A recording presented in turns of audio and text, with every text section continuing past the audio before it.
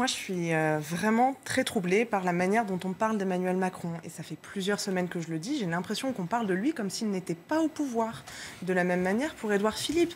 Enfin, finalement, on a l'impression de se dire « Ah là là, les pauvres chéris, ils sont présidents de la République, ils sont fatigués, ils sont en burn-out.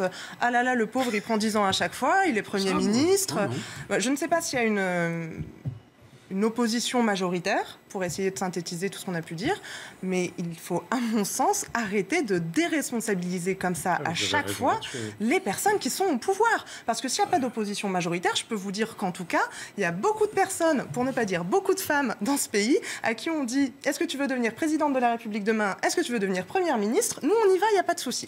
Donc, à un moment, va peut-être falloir se poser... On n'a pas dit qu'il manquait de candidats. Ah non, on a dit qu'il n'y avait pas forcément de majorité de projet. C'est ce que je viens pile de redire, en fait. Attendez, elle termine.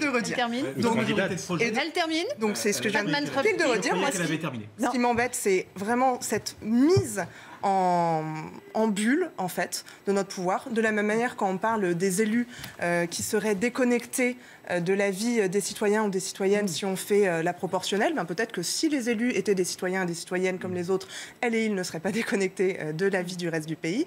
Et vraiment, moi, j'aimerais au moins, au-delà des orientations politiques, au moins qu'on ait des personnes au pouvoir qui tiennent leurs engagements. Et je vais revenir là-dessus pour finir, promis, sur la PMA pour toutes. Ça fait 6 ans qu'on nous la promet, ça fait 6 ans que tous les 6 mois, on la remet dans 6 mois. Aujourd'hui, c'est la journée mondiale de la visibilité lesbienne. Il n'y en a pas un qui a été foutu d'en parler. Il n'y a pas eu un mot là-dessus lors de la conférence de presse hier. Et en attendant, on a toujours des centaines de milliers de femmes en France qui sont discriminées en raison de leur sexe ou de leur orientation sexuelle. Moi, je ne demande même pas de changement de cap, je demande de tenir les promesses, ensuite on verra.